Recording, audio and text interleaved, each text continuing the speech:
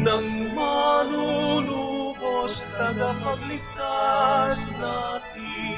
Tuwiri mga landas, mga alitan ay tapusin, sapagkat si Kristo'y darating.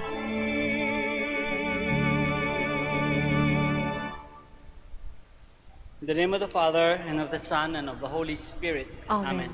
The grace of our Lord Jesus Christ, and the love of God, and the communion of the Holy Spirit be with you all. And with your spirit. Good afternoon, everyone, and welcome to the Minor Basilica of Our Lady of the Holy Rosary. Let's begin our celebration by first calling to mind all our sins and failures. Let's ask God for forgiveness and strength.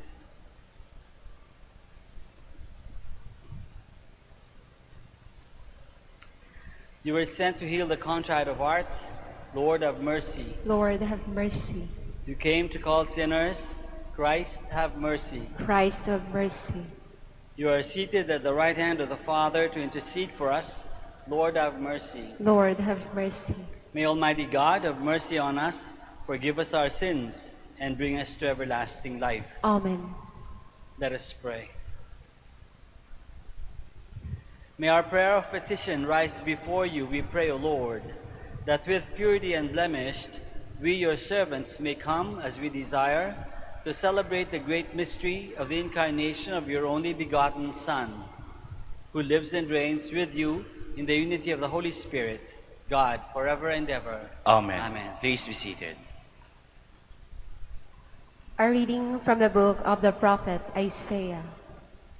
The desert and the parched land will exult. The steppe will rejoice and bloom. They will bloom with abundant flowers and rejoice with joyful song. The glory of Lebanon will be given to them, the splendor of Carmel and Sharon. They will see the glory of the Lord, the splendor of our God. Strengthen the hands that are feeble, make firm the knees that are weak. Say to those whose hearts are frightened, be strong, fear not.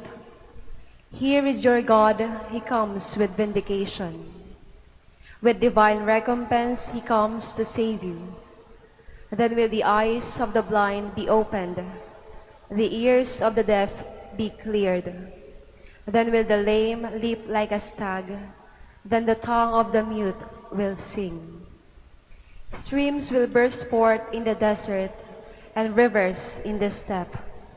The burning sands will become pools, and the thirsty ground springs of water.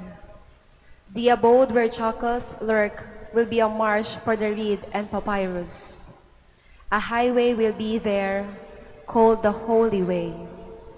No one unclean may pass over it, nor fools go astray on it. No lion will be there, nor beast of prey go up to be met upon it. It is for those with a journey to make, and on it the redeemed will walk. Those whom the Lord has ransomed will return and enter Zion singing, crowned with everlasting joy. They will meet with joy and gladness. Sorrow and mourning will flee. The word of the Lord. Thanks be to God. Our God will come to save us. Our God will come to save us. I will hear what God proclaims, the Lord, for he proclaims peace to his people. Near indeed is his salvation to those who fear him, glory dwelling in our land. Our God will come to save us. Kindness and truth shall meet, justice and peace shall kiss. Truth shall spring out of the earth, and justice shall look down from heaven. Our God will come to save us. The Lord himself will give his benefits. Our land shall yield its increase. Justice shall walk before him, and salvation along the way of his steps. Our God will come to save us. Please stand. Alleluia, alleluia. Behold, the King will come, the Lord of the earth, and he himself will lift the yoke of our captivity. Alleluia, alleluia.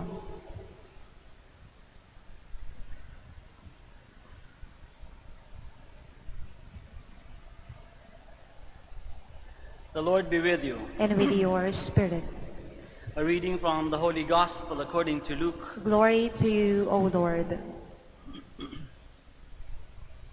One day as Jesus was teaching, Pharisees and teachers of the law who had come from every village of Galilee and Judea and Jerusalem were sitting there. And the power of the Lord was with him for healing. And some men brought on a stretcher a man who was paralyzed. They were trying to bring him in and set him in his presence, but not finding a way to bring him in because of the crowd, they went up on the roof and lowered him on the stretcher through the tiles into the middle in front of Jesus. When Jesus saw their faith, he said, "As for you, your sins are forgiven." Then the scribes and Pharisees began to ask themselves, "Who is this who speaks blasphemies? Who but God alone can forgive sins?" He knew their thoughts and said to them in reply, "What are you thinking in your hearts? Which is easier to say, 'Your sins are forgiven,' or to say, 'Rise and walk'? But that you may know that the Son of Man has authority on earth to forgive sins," he said to the one who was paralyzed, "I say to you, rise up, pick up your stretcher, and go home." He stood up immediately before them, picked up what he had been lying on, and went home, glorifying God. Then astonishment seized them all, and they glorified God. And struck with awe, they said, "We have seen incredible things today." The Gospel of the Lord. Praise to you, Lord Jesus Christ. Please be seated. Magandang hapon po ulit sa inyong lahat and welcome to the Minor Basilica of Our Lady of the Rosary. Meron tayong expression sa Filipino, hindi ko lang kung meron kapareho sa English. Pero sa Filipino, meron tayong expression. Sabi, kung di makuha sa santong dasalan, daanin sa santong paspasan. Ba? I'm not sure kung narinig nyo na yan kasi medyo may katandaan na yung expression na yan. Bata pa ako, naririnig ko na yan. Kung di makuha sa santong dasalan, daanin sa santong paspasan. Ano ibig sabihin? Ibig sabihin, what you cannot get nicely or in a nice way, you get by force. Kung di mo makuha ng magandang salita, pilitin mo santong paspasan. It calls for a certain kind of faith, no? Faith na knowing that the other person will be there for you, that he or she will not let you down or abandon you. Sa gospel, meron kasi yung gospel natin ay tungkol din sa faith ng paralytic, taong paralitiko, at mga tao na nagdadala sa kanya. Nagdando si Jesus na sa isang bahay, nag-cure ng mga tao. Itong paralitiko at yung kanyang mga taong tumutulong sa kanya, papunta doon, gusto ipagaling din itong paralytic. At pagdating doon sa pintuan, punong-puno na, so what they did, they went up to the roof, sa bubong, tinanggal yung mga tiles, binutasan yung bubong, at ibinaba yung paralitiko. Wais, di ba? Very resourceful. Yun na. Kung hindi kaya, kung hindi makuha sa santong dasalan, kung hindi makapasok ng natural sa pinto, kuhanin sa santong paspasan. Gumawa ng paraan. Basta magawa yung gusto nyong gawin. So hopefully tama, no? At nung nakita ni Jesus na bumababa na yung paralitiko mula sa bubong, bumilib si Jesus. No? Bumilib si Jesus. Nakita niya yung pananampalataya ng mga tao nung nagdala at nung paralitiko. Bakit? Kung walang pananampalataya, they didn't go, they wouldn't have gone to that extent, no? Di na sana nila binutasan pa yung bubong, umakit sa bubong, binutasan, at binaba yung paralitiko. It shows great faith. May tiwala yung mga tao nagdadala ng paralitiko, may tiwala din yung paralitiko sa kakayanan at sa kapangyarihan ni Jesus. Jesus saw their faith. And not only did he see their faith, nakita rin ni Jesus kasi noong unang panahon na yun, kapag meron kang karamdaman, meron kang sakit, meron kang kapinsanan, nire-relate nila yun sa kasalanan. Parang naniniwala sila na may kasalanan yung tao niyan, kaya ganyan, o kaya born out of sin. So sabi, hindi lang ang nakita ni Jesus ay hindi lang yung faith nung mga nagdadala at ng paralytic, nakita rin ni Jesus yung yung pangangailangan ng paralitiko ng forgiveness. Jesus saw the paralytic's need for forgiveness. Kakaiba dun sa mga Pharisees and scribes, mga teachers of the law. Kasi yung mga Pharisees and scribes and teachers of the law, hindi yun ang nakita. Hindi nakita yung pananampalataya, hindi nakita yung pangangailangan for forgiveness, hindi nakita yung pananampalataya ng paralitiko. Ang nakita yung blasphemy. Bakit? Sabi kasi ni Jesus dun sa paralytic, your sins are forgiven. So dun nag-zoom in, nag-focus yung mga Pharisees and scribes na si Jesus nag-blaspheme. Kasi sa kanila din paniniwala, Diyos lang ang pwedeng magpatawad. They didn't realize that Jesus was also God. Pero okay na yung, kahit na sabihin natin, hindi nila alam na si Jesus ay Diyos. But the fact that nandun yung faith, no? Na hindi nila nakita yung extent ng faith ng mga taong nagdala sa paralytic sa loob ng bahay. Na nagbutas ng bubong para ibaba yung paralitiko. Hindi nila yung nakita. Hindi rin nila nakita yung openness ng paralitiko sa forgiveness. Hindi nila nakita. Nakita nila blasphemy. Blasphemy. E ganyan na kasi yung mga scribes and Pharisees very insecure. Natatakot silang masapawan ng kapangyarihan ni Jesus. Natatakot silang ma-displace sa kanilang popularity, sa kanilang place in society. They were very insecure. And that is what insecurity does. Kapag insecure ka, nabubulag ka sa katotohanan. Dahil nakikita mo yun ng takot, yung pangamba, yung lakas ng kalaban, natatakot ka. Diyan nagagaling yung mga fake news minsan, di ba? Dahil insecure, gagawa ng masabang balita, ng balita hindi maganda, kahit naman hindi totoo. Insecure blinds us to the brighter reality. Insecure not only blinds us, insecurity also paralyzes us from walking in freedom. Hindi ka makalakad freely kasi insecure ka. Hindi mo rin naririnig yung mga daing ng mga tao sa paligid mo, lalo na ng mga mahihirap. Kasi yung naririnig mo lang yung takot mo, yung pangangamba mo na matanggal ka dun sa position mo, sa lugar mo sa society.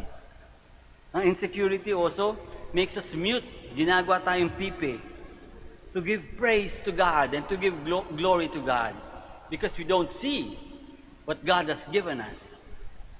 Makes us mute to give praise and glory to God.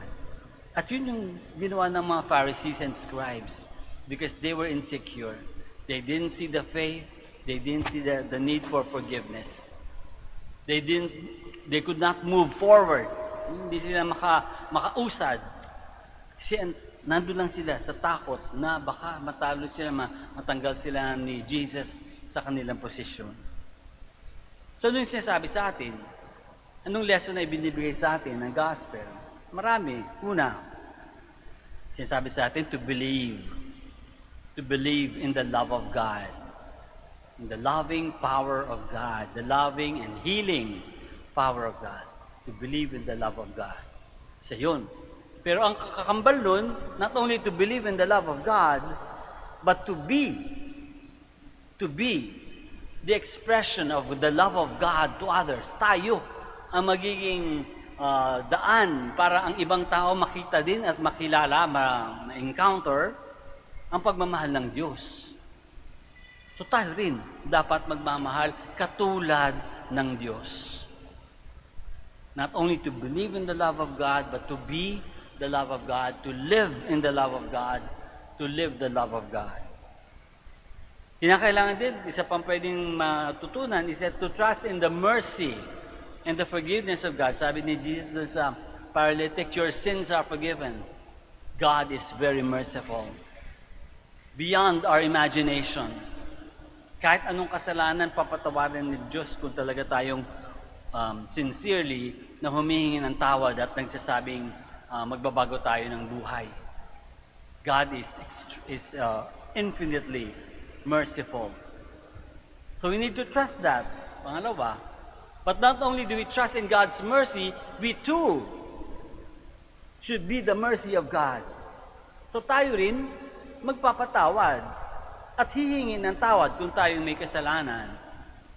We become the posters, the representation of God's mercy to the world. We live in God's mercy and we live God's mercy.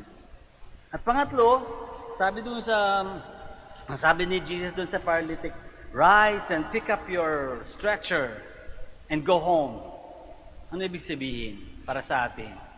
Huwag lang tayong tumunganga. Huwag lang tayong paralitiko na nakatunganga, walang ginagawa. We have to pick up our stretchers, walk and go home. Do something. Do something to show our faith. Do something to show God's love to others. Do something to show or to give forgiveness to those who have wronged us. And ask for forgiveness from those whom we have wronged. Do something. Pick up your mats, pick up your stretchers, and go home. Go home to the Father.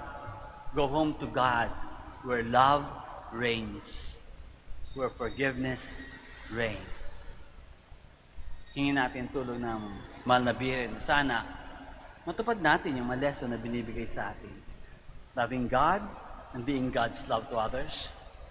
Trusting God's forgiveness and being God's forgiveness to others. And doing something to make it all happen. Let us all stand up. With all the trust of the paralytic's friends, let us pray for healing and wholeness of the peoples of the world. And after each petition we say, Lord, heal us. Lord, heal us, that the Church of God may be constantly at work, carrying out Christ's saving mission through the forgiveness of sins. Let us pray to the Lord. Lord, heal us. That we may be ready to forgive others, realizing that this is the shared duty of all who follow Christ. Let us pray to the Lord. Lord, heal us. That those who feel paralyzed because of their sinfulness may find true spiritual healing. Let us pray to the Lord. Lord, heal us. That the sick and the handicapped may receive comfort and hope in Jesus, who suffered for us all. Let us pray to the Lord. Lord, heal us. That those who have died may be forgiven of their sins. Let us pray to the Lord. Lord, heal us.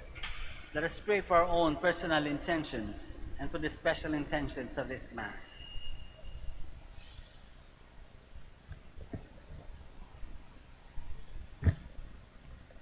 We pray to the Lord. Lord, heal us. Heavenly Father, we thank you for the forgiveness shown to us by your Son. May we in turn show forgiveness to all who have offended us. We make our prayer through Christ our Lord. Amen. Please be seated.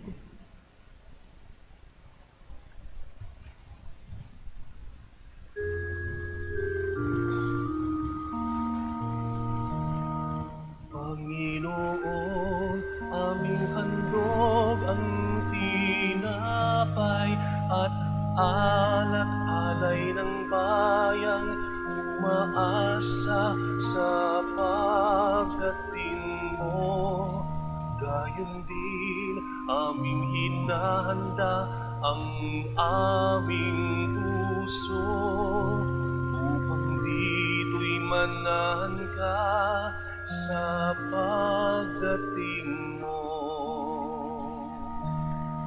Panginoon, aming handog ang tinapay at alak-alay ng bayang umaasa sa pagdating mo. Gayon din aming hinahanda ang aming puso upang dito'y manahan ka sa pagdating mo. Please stand. Pray, my dear friends, that our sacrifice may be acceptable to God, the Almighty Father. May the Lord accept the sacrifice at your hands for the praise and glory of his name, for our good and the good of all his holy church. Accept, we pray, O Lord, these offerings we make, gathered from among your gifts to us, and may what you grant us to celebrate devoutly here below gain for us the prize of eternal redemption, through Christ our Lord. Amen.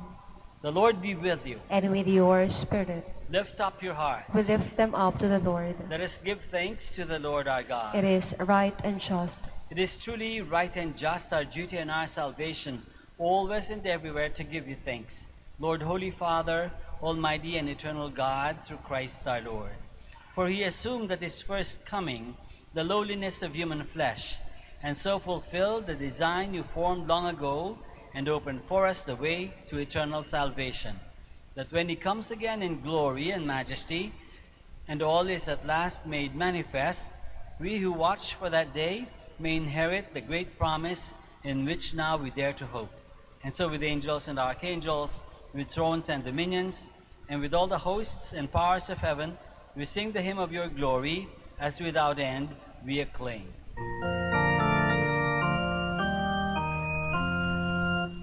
Holy, holy, holy, Lord God of hosts. Heaven and earth are full of your glory. Hosanna in the highest.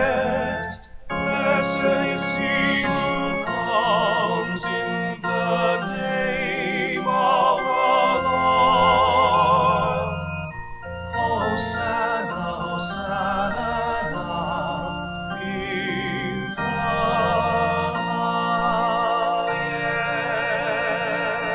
highest. Please kneel. You are indeed holy, O Lord, the fount of all holiness. Make holy, therefore, these gifts, we pray, by sending down your Spirit upon them like the dewfall, so that they may become for us the body and blood of our Lord Jesus Christ. At the time he was betrayed and entered willingly into his passion, he took bread and giving thanks, broke it, and gave it to his disciples, saying, "Take this, all of you, and eat of it, for this is my body, which will be given up for you."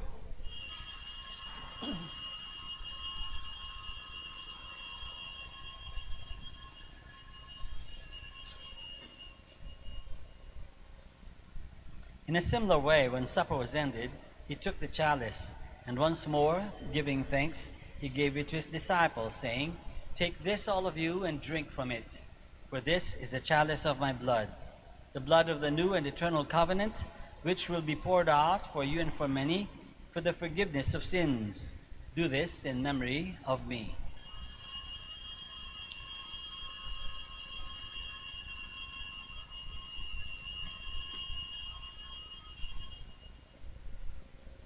The mystery of faith. When we eat this bread and drink this cup, we proclaim your death, O Lord, until you come again. Therefore, as we celebrate the memorial of his death and resurrection, we offer you, Lord, the bread of life and the chalice of salvation, giving thanks that you have held us worthy to be in your presence and minister to you. Humbly we pray that partaking of the body and blood of Christ, we may be gathered into one by the Holy Spirit. Remember, Lord, your church spread throughout the world, and bring her to the fullness of charity, together with Francis, our Pope, and Socrates, our Bishop, and all the clergy. Remember also our brothers and sisters who have fallen asleep in the hope of the resurrection, and all who have died in your mercy. Welcome them into the light of your face. Have mercy on us all, we pray, that with the Blessed Virgin Mary, Mother of God, with Saint Joseph, her most chaste spouse, with the blessed apostles and all the saints who have pleased you throughout the ages, we may merit to be co-heirs to eternal life, and may praise and glorify you through your Son, Jesus Christ. Through him, and with him, and in him, O God, Almighty Father, in the unity of the Holy Spirit, all glory and honor is yours forever and ever. Amen. Please stand. Let us pray now to our Father in heaven in the words that our Lord himself has taught us.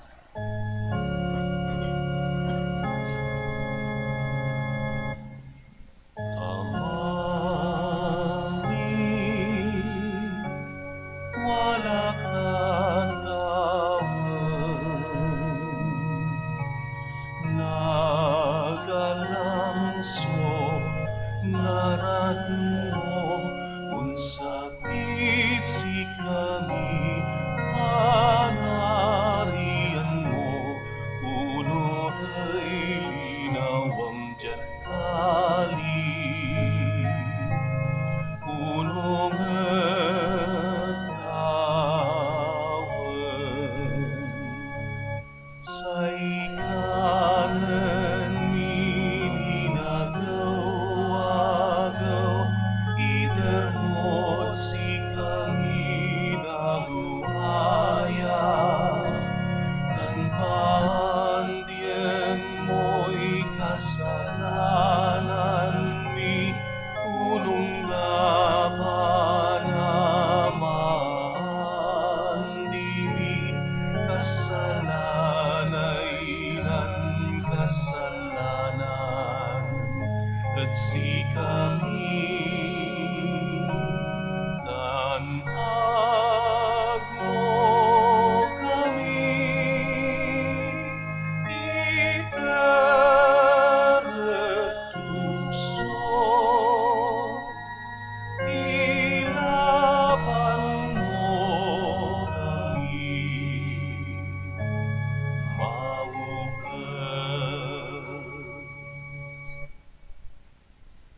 Deliver us, Lord, we pray, from every evil.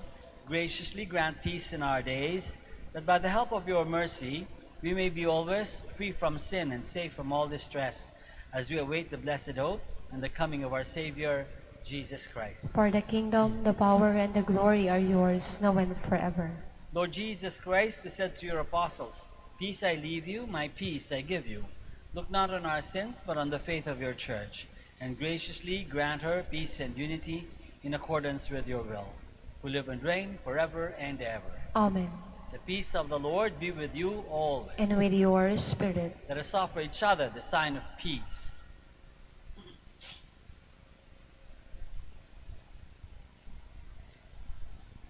Lamb of God, Who take away the sins of the world, have mercy on us. Lamb of God, who take away the sins of the world, have mercy on us. Lamb of God, who take away the sins of the world, grant us peace. Please kneel.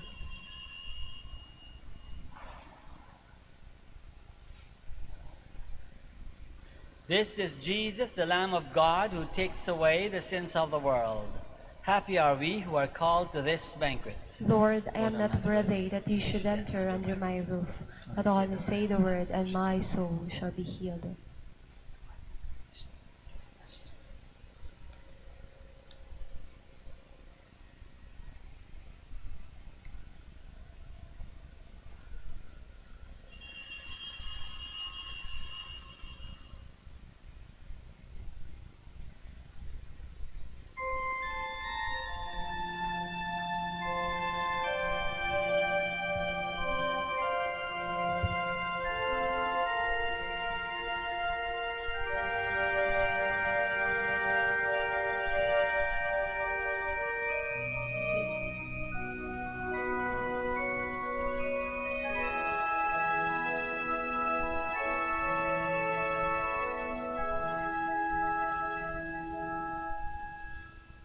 Kay gulo ng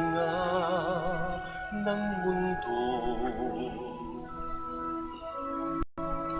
hirap sa puna at lungkot,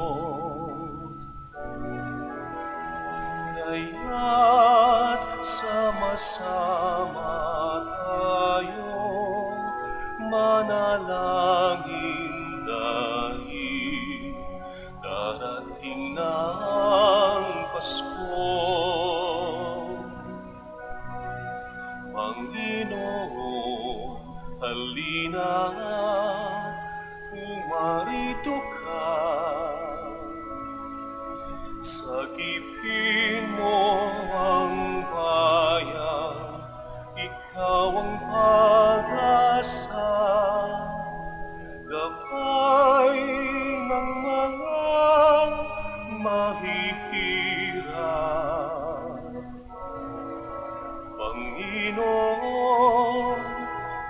Iligtas mo ang iyong bayan.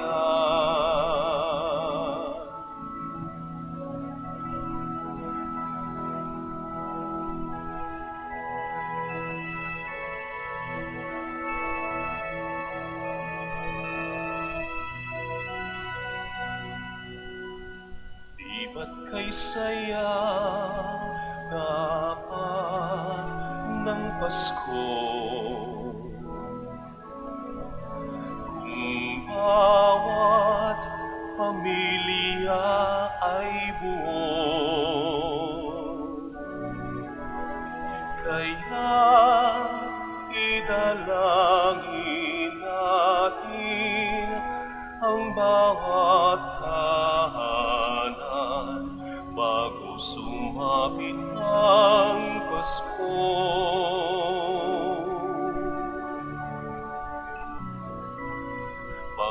Panginoon, halina, umarito ka. Sagipin mo ang bayang, ikaw ang pag-asa. Gabay ng mga mahihirap.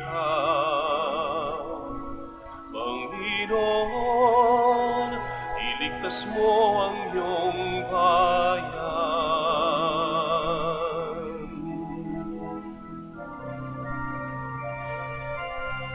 Panginoon, halina, umarito ka. Sagipin mo ang bayan, ikaw ang pag-asa. Gabay ng mga mahihirap. Panginoon,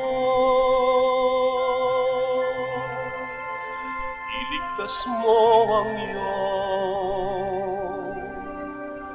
bayan.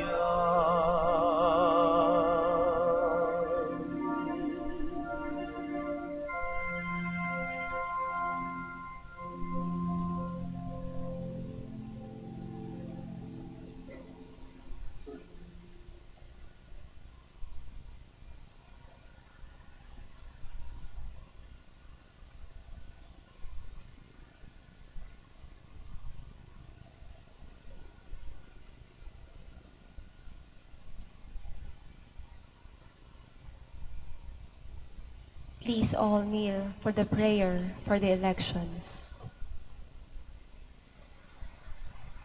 Let us pray that the forthcoming national and local elections may truly reflect the will of the Lord who guides the destinies of nations. Let us pray together. Deliver us, Lord. Deliver us, Lord.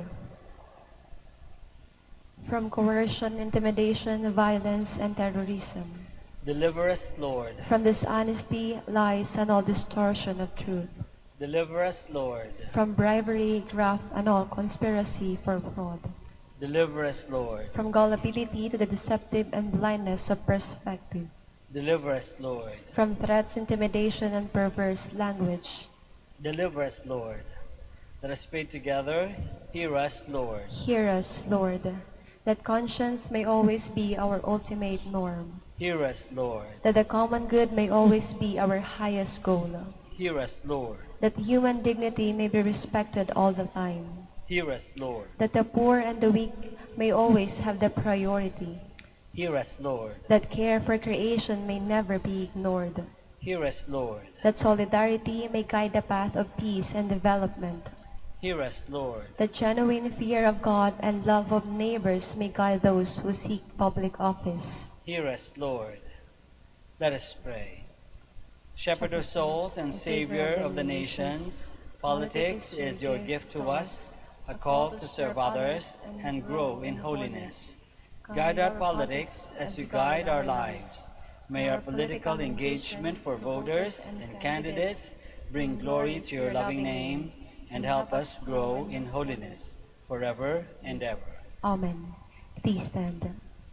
Let us pray.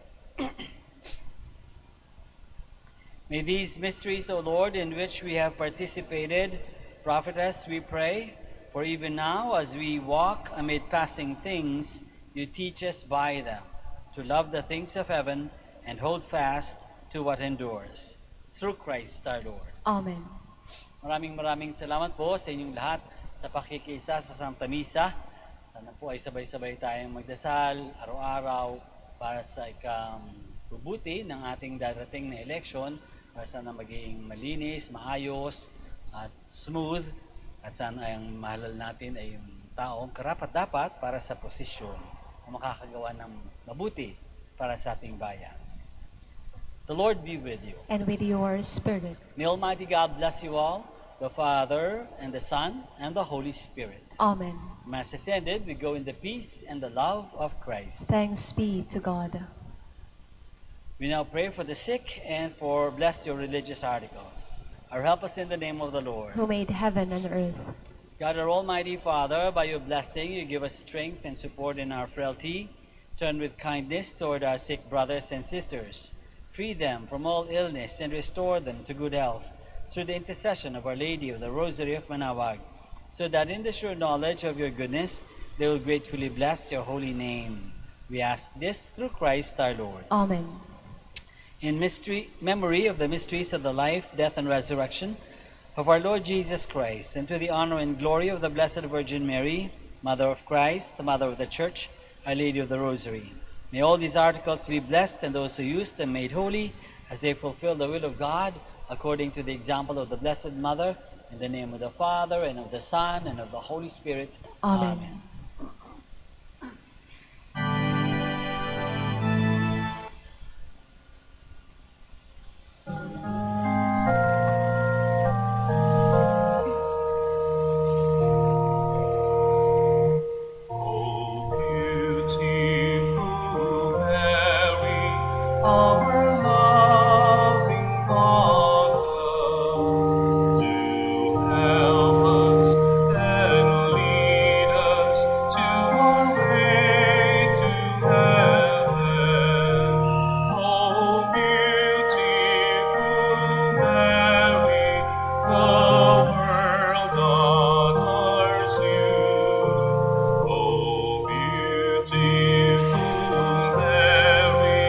Our